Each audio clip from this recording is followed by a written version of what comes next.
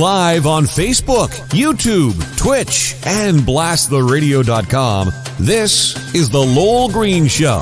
The number to call and be heard around the world is 613-413-2217. Or email Lowell at blasttheradio.com.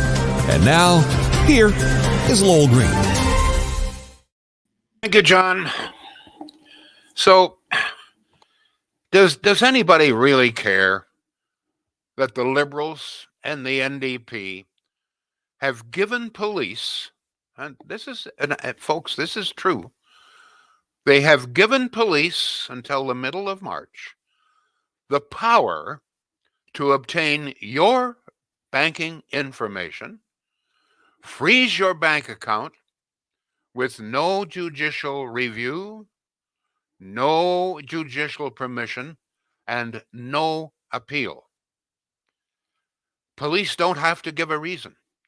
They don't even have to tell you that they have frozen your bank account. Your bank doesn't have to tell you that. And according to Trudeau, the targets will be as follows.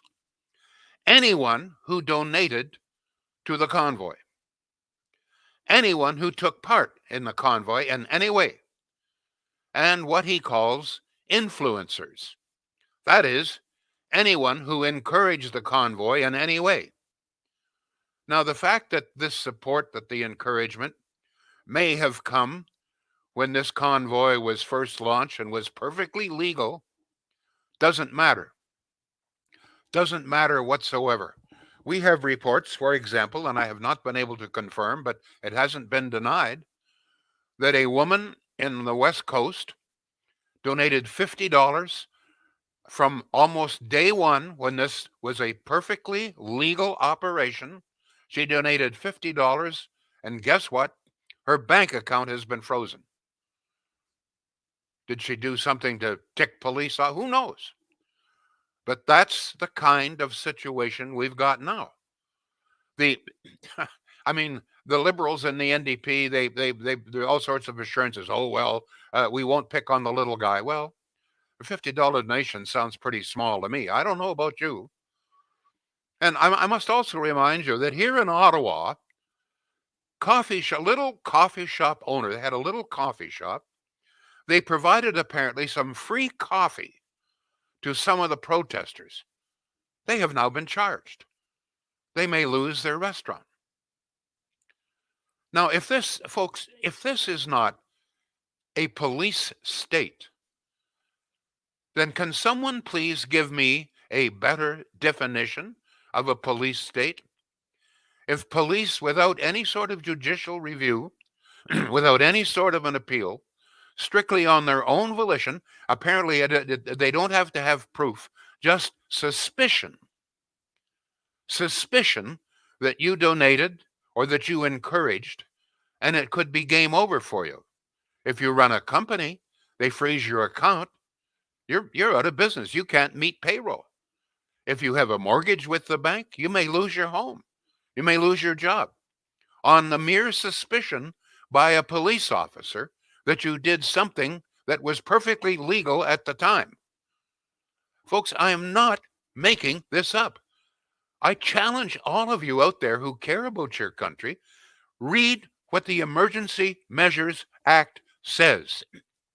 Listen to what Trudeau and Blair and the rest of those damn bloody bobbleheads have to say. They claim and have claimed many times that nothing that they are doing here contravenes the Charter of Rights and Freedoms. That is pure and utter, absolute, total whale shit. What they are doing. I mean, if you can go in and freeze somebody's bank account on mere suspicion with no appeal, that is a direct contravention of the Charter of Rights. I mean, how they can stand there, and we have journalists who don't even challenge them on it is beyond me. One of the questions I have is like, does anybody in this country really care about this? I get the idea that there are some people who are quite prepared to give up all sorts of freedoms to avoid having horns honked on their street. uh, uh, I'm not suggesting that what the truckers and others did here was acceptable. It was illegal, and it should have ended a long time ago. But one of the things, one of the things the charter says is that we should have freedom from unfair, unjust treatment. In other words, that the treatment, the punishment should match the crime. Well, I mean, does this, I mean, so a couple of small little coffee shop owners decide to be kind to the families who are up on Wellington and they provide free coffee. Is this really justify putting them out of business, charging them, maybe sending them to jail? Really? You really think that, do you? That's if you do, then to me that's a problem. I mean, please keep in mind it's coffee shop owners today. Tomorrow, who the hell knows? I suppose in some way I could be called an influencer. I never certainly influenced or tried to to get them to break the law, and I was one of the first ones to say, "Listen, you've proved your point. Go home."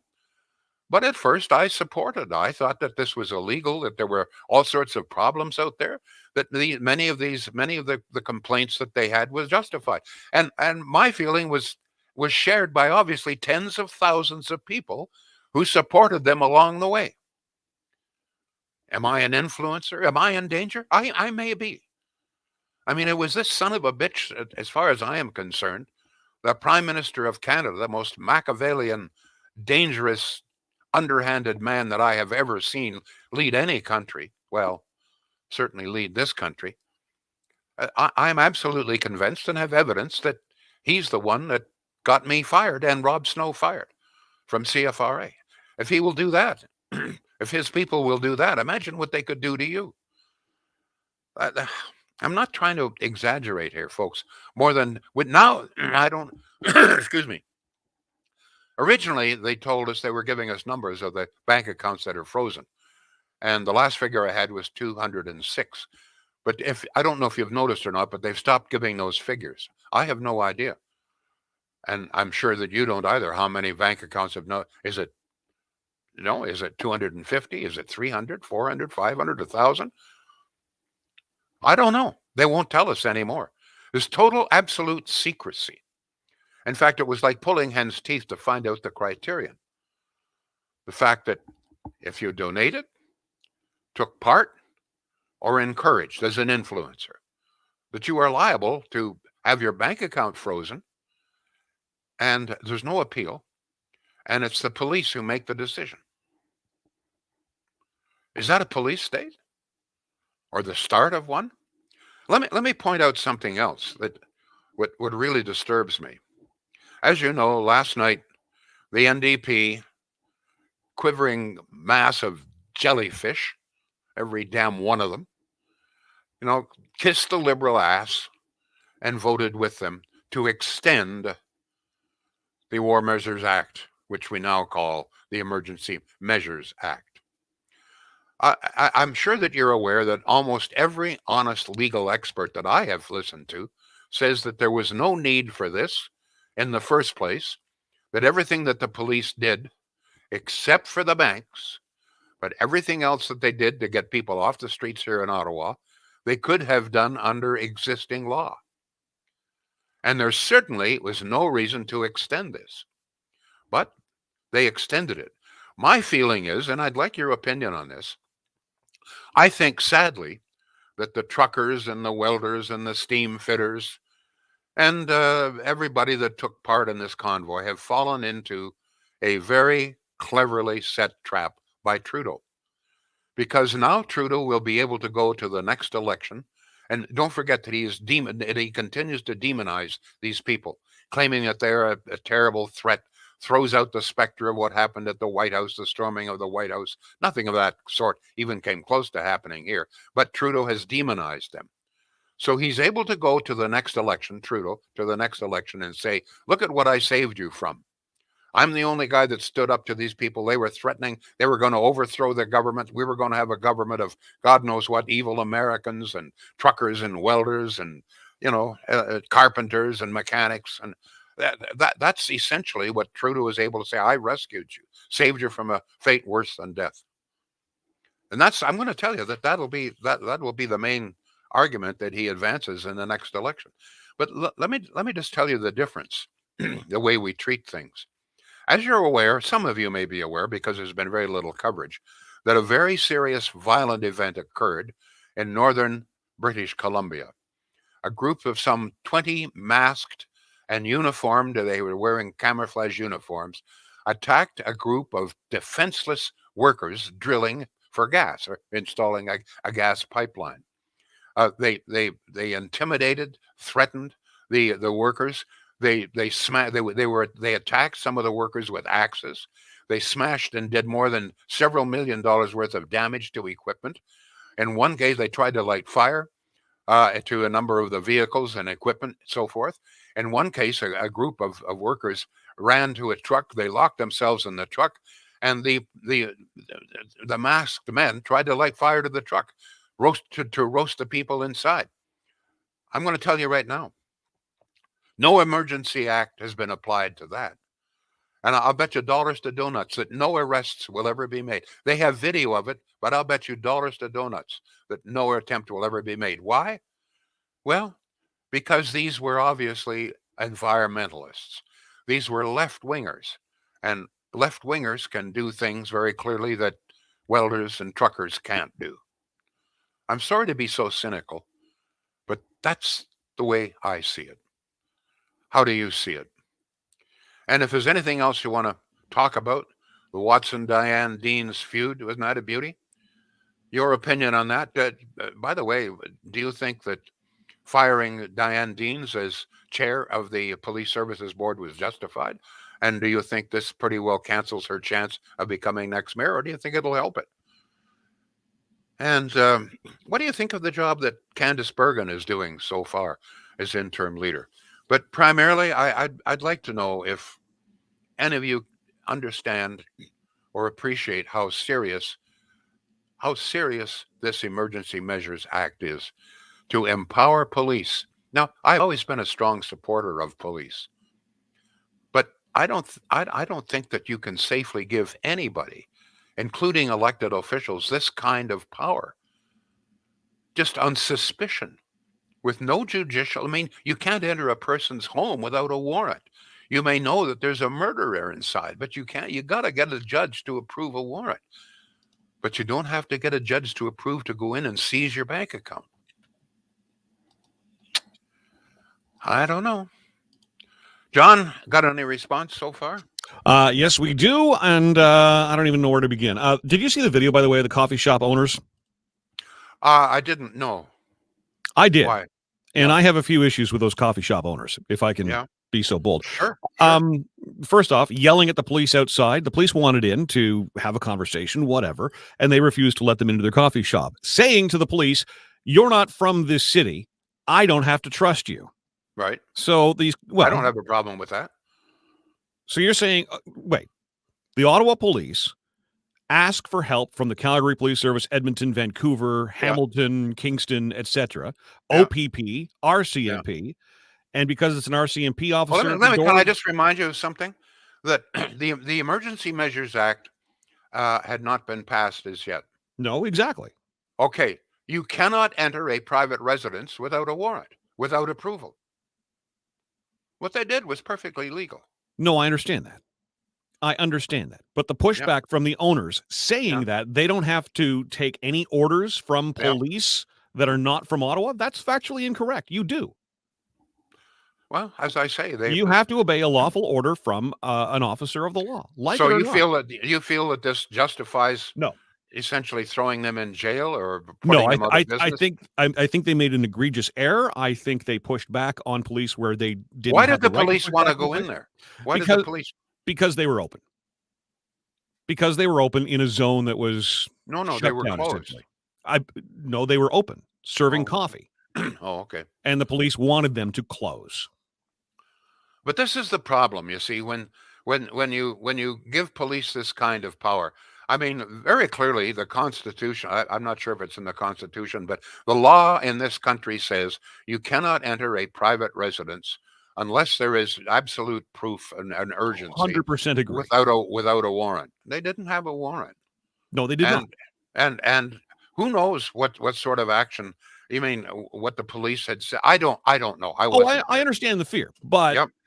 I mean, It's a fair debate. Debate. It is, and people are saying I'm on the wrong side of it, and I accept that. I just think, you need to recognize that a police officer in a uniform does have. It just seems to me that there's a much. I understand, but there seems to me there's a much bigger issue here. And let's get to it. To the police this kind of power. If they can do it to a lady that donated $50 legally. This is what one of the things that bothers me. Okay, if after this thing was declared illegal, and you still supported and gave money, okay, there may be some justification. But at the outset, this was perfectly legal. I thought it was great. These truckers are coming out here. They've got a grievance and so forth. They promise to be peaceful. I mean, and obviously I was not alone. I mean, there were tens of thousands of people who supported them. But apparently every single one of us who supported and those who donated, we could have our bank accounts frozen. That's a police state. Go ahead, please, John. All right, I'm going to lay out of it, and just. I'm glad to hear from you. Okay. No, I know, but the listeners are filling us up with comments here. So here we go. Kathy says she is very concerned where this is headed. Lynn says, yes, I'm strongly concerned. Canadians who donated have become enemies of their own country with no means to live. This is all part of a bigger plan. Glenn says, have read it, and it scares the hell out of me, referring to the Emergencies Act. Yeah, it's a scary document, folks. It's bloody scary. I mean, essentially, the Emergency Measures Act gives police to do anything. They don't have to have warrants. They can go into your house. They can block traffic. They can stop your car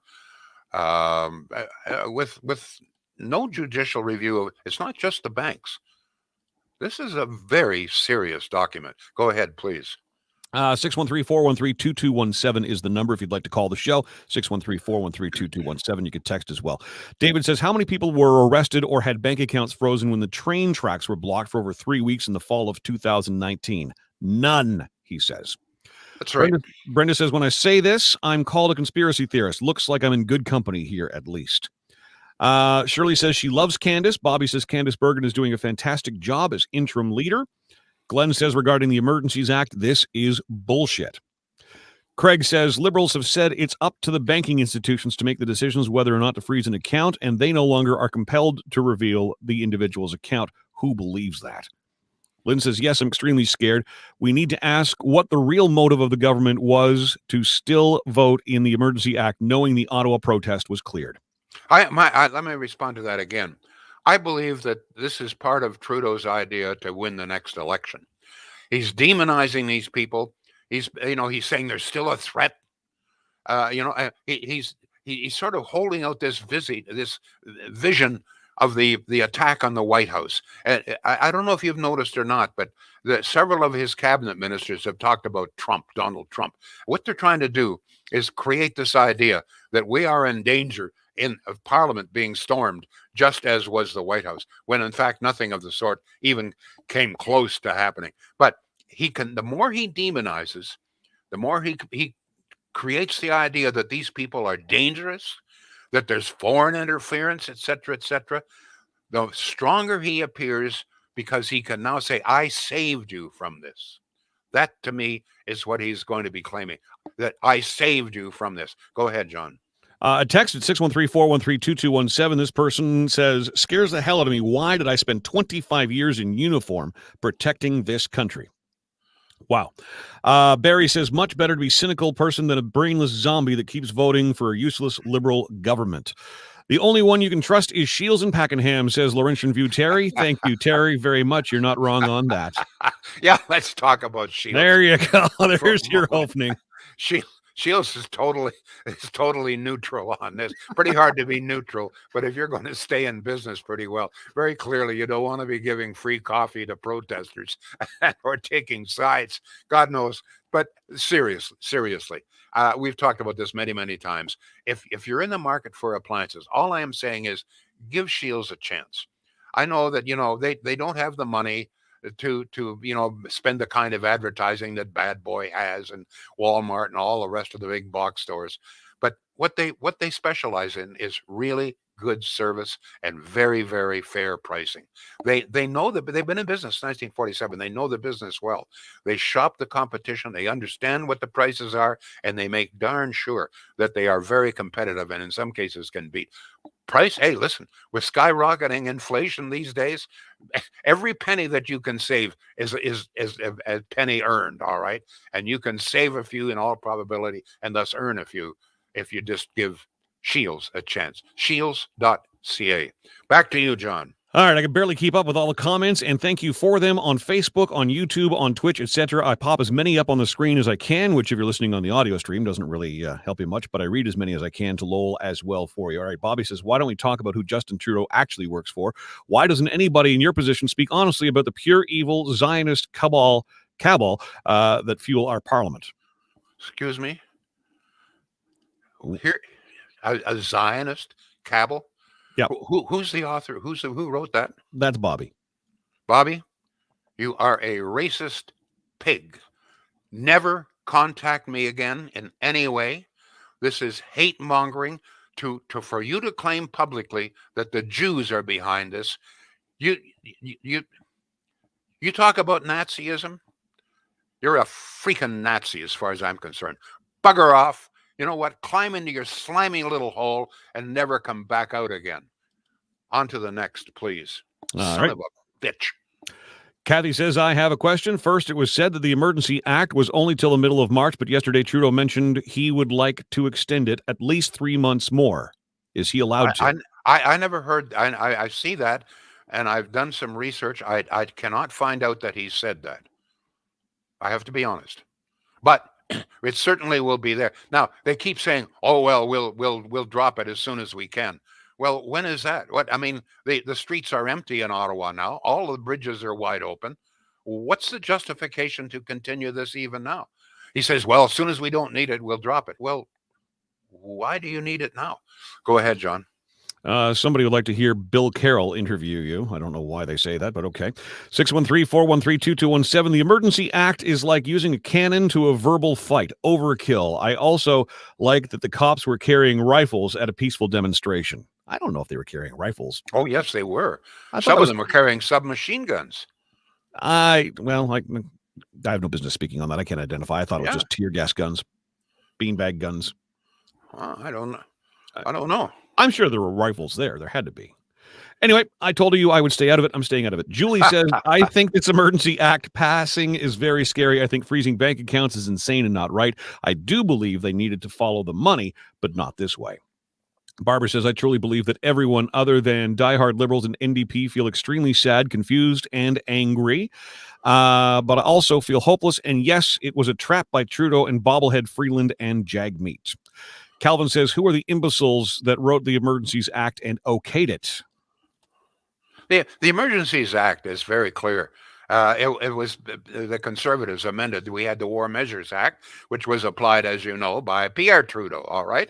And the Conservatives felt that it needed some revision, which they did. But it was never intended to be used for something like this.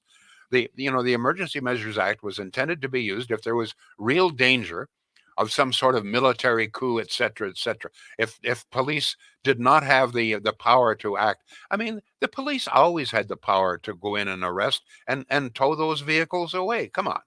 And I'm not the only one. I mean, talk to any honest legal expert, university professors, et cetera, et cetera. They'll tell you the same thing. Don't forget, there was already an Emergency Measures Act that was passed by Doug Ford to clear the bridge. Well, that was already in effect. Paul in Canada is on the line. Go ahead, Paul. What's your take on this? Yeah, hi, Lowell. Just first time calling in, but my feeling, I kind of agree with what you just said. My feeling on it is Trudeau actually never stopped campaigning, and he had this divisive approach or strategy to win the last election, and he squeaked through. And I think he's continuing down that path. And I think what you're going to see out of this with these measures to look into people's bank accounts and find out who's behind the funding, at least on I guess there's some money coming out of the U.S., but you're going to see a list of, it's from this group, it's from this group, it's from this person who has a link to this, and words like terrorist and whatnot, all to paint the protesters with one brush. That they're kind of his boogeyman that he has to have to Very point true. to and say these are horrible people, right? And Now, I saved you from them. Yeah, and the only thing I'd say that I kind of, again, as I get older, things aren't just black and white. I find, or at least as far as I'm concerned. But the one argument maybe for the Emergency Act that I can see is I don't like the idea of foreign money coming into Canada to support Can I just political movement, right? Yeah, okay, but can I point something out that Sure, yeah. we know we have absolute proof that millions of American dollars have poured in to fuel the anti-pipeline movement in this country to aid the U.S. oil industry, and no emergency act was ever even suggested to combat that foreign income. Well, equally bad. We got enough of our own problems in Canada, enough crazy ideas and stuff. Let's cut out this, whatever the foreign influences are. I never liked that. I remember there was a politician, I won't say who, went to the U.S. during one of the U.S. elections. It might have been the last one, and he came out and said, right in the U.S., this is a head of state saying which candidate he preferred in the election. I thought, this is completely unacceptable. Like, why are you meddling in another country's business? Paul, good call, sir, and I thank you. All I want to point out, sir, is that if we're going to stop foreign money coming in to assist protesters, then we'd better stop the foreign money from coming in here and stopping the anti-pipeline movement and helping the anti-pipeline.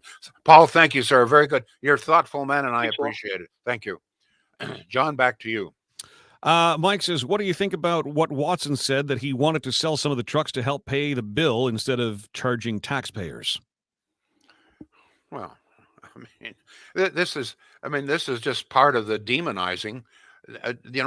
Truckers who 99% of them did nothing wrong. They should have gone home. But I mean, there was no violence. And when you think about some of the media coverage, one of the things that I tell you, I know I'm getting a little off it, but the media coverage, when the group of veterans who had nothing to do with the convoy came in, removed the fence from in front of the war memorial and established their own guard. This was demonized by Trudeau constantly. That he inferred that a group of terrorists had come in and tore down the fences. And the media, for the most part, took that same tact. It was a group of very concerned older veterans who very calmly and carefully went in, took the fence down, and posted their own guard. And somehow or other, they were made out to be terrorists. That's the kind of demonization that went on. John, back to you. Oh, Lowell, we got so many comments, I can't even get half of them on the air for you today, which is a great thing for the show. It shows that we're growing. Thank you, by the way, to all who share this on your social media timelines. That's the best advertising we've got. Paul says, does anyone know if any of the donations reached these truckers, or is the money still being held back? Well, apparently about $1 million was doled out for expenses, and the rest of it, as you know, apparently is being refunded. I'm going to tell you that probably, in all probability, some of the money will not be refunded, and whether PayPal or not PayPal, but GoFundMe will benefit, I don't know. Who knows? I mean, the whole thing is all covered in darkness, isn't it? Go ahead, John. Calvin says, I think foreign money bankrolled Trudeau's elections. Bob says, Stephen Guilbeault and Elizabeth May were both charged with illegal protesting in the past, yet both voted yes. Kathy says, in downtown Ottawa, there are papers being posted on windows and hydro poles with a list of names of who donated to the convoy. Anne says, you should be mad at the NDP as they had the power to stop this act. Joshua says, so Trudeau says the targets will be anyone who disagreed with his view that it was the fringe minority with opposing views. Paul says the NDP is a pack of hypocrites. They used to care about the workers. And Helen on Facebook says, hydro cannot cut your hydro off in the winter, but police can freeze your bank for you can't pay your bills. Sick. Some punctuation would be great there, Helen. Thank you. Thank you very much. I think maybe tomorrow we may have a few words about this jellyfish Jagmeet Singh. I had great hopes for this guy with his $1,000 suits. I mean, I mean, what a jellyfish, eh? What a weasel. What a weasel. Well, we do so reluctant. We support reluctantly. you support, because if there's an election, no, you wouldn't probably win any votes, for heaven's sake. They're out of money.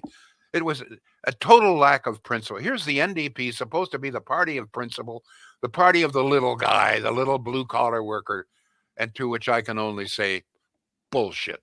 And we'll say it tomorrow. Thank you again. We'll be back tomorrow. The Lowell Green Show is seen and heard live around the world at 2 p.m. Eastern.